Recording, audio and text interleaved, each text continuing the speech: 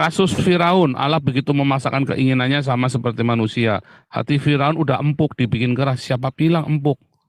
Ya, empuk dibikin keras. Nggak ada bilang empuk dibikin keras, saudara.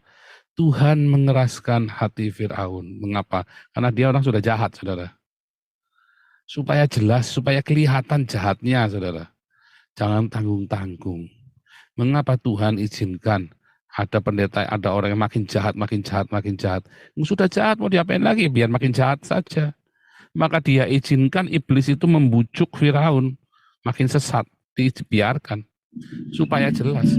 Itulah sebabnya kalau Anda membaca di dalam perjanjian baru, ya, serahkan ya tubuhnya pada iblis supaya jiwanya selamat. Ya kan? Karena ada orang-orang nggak jelas, saudara, dia nggak mau bertobat.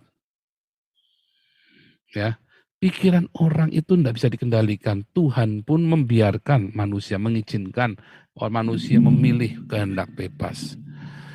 Nah, lalu kita nggak bisa membedakan, saudara. Ya, contohlah pendeta-pendeta sekarang ini, pendeta GBDI, ya kan? Anda nggak bisa membedakan. Oh, itu kan buat kesejahteraan pendeta-pendeta. Anda kan nggak bisa bedain kan kalau pendeta-pendeta ini kan bajingan semua kan. Dia mikir nggak umatnya nggak sejahtera. Ya nanti pendeta dulu yang sejahtera. Anda dicekokinya pendeta dulu, saudara. Anda nggak diajarin bahwa semua perpuluhan dan kolekte adalah untuk kesejahteraan umat loh. Bukan kesejahteraan pendeta loh. Anda kan nggak diajarin itu kan. Padahal di dalam imamat diajarin. Lalu akhirnya dibiarkan makin jahat pendeta-pendeta ini. Makin korup, makin serakah seperti Gilbert. Makin rakus, ya kan? Hatinya makin nggak lurus. Masih abu-abu, didorong sekalian. Kuasa jahat itu dorong sekalian supaya kelihatan. Pendeta yang mata duitan serakah dengan hamba-hamba Tuhan yang tulus hatinya. Begitu, saudara. Jadi memang dibiarkan supaya orang melihat banyak saksinya dan mereka jelas antara hitam dengan putihnya. Sekarang ini dia boleh berkelit-kelit, saudara, si Gilbert ini, saudara. Dan jemaatnya masih tertipu.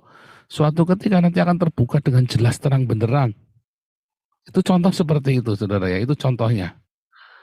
Nah, makanya Tuhan dibilang mengeraskan hati Firaun supaya jelas kelihatan nih yang jahat dengan yang baik. Ya, nah, nanti kalau bilang firman Tuhan yang mengeraskan, bukan ya. Makanya nanti Anda harus ikut kelas evangelis apologetik supaya Anda ngerti sebetulnya apa sih yang terjadi. Itu narasi yang dibacakan oleh manusia dalam perjanjian lama, saudara. Ya, tetapi sebenarnya apa yang terjadi pemahamannya. Sebenarnya tadi saya mau ngajari tentang Pardes ya. Cuman kayaknya terlalu berat ya kalau saya ajarkan Pardes kepada Anda. Jadi bukan Tuhan yang mau jahat, mau supaya Firaun sesat. Bukan. Supaya kelihatan sekalian, saudara. Ya, didorong. Tuntaskan. Makanya ingat Yudas, waktu mau berkhianat, ya kan? Yesus bilang apa? Lakukan apa yang harus kamu lakukan sekarang. Ya kan? Lakukan apa yang sudah kamu niat lakukan, didorong.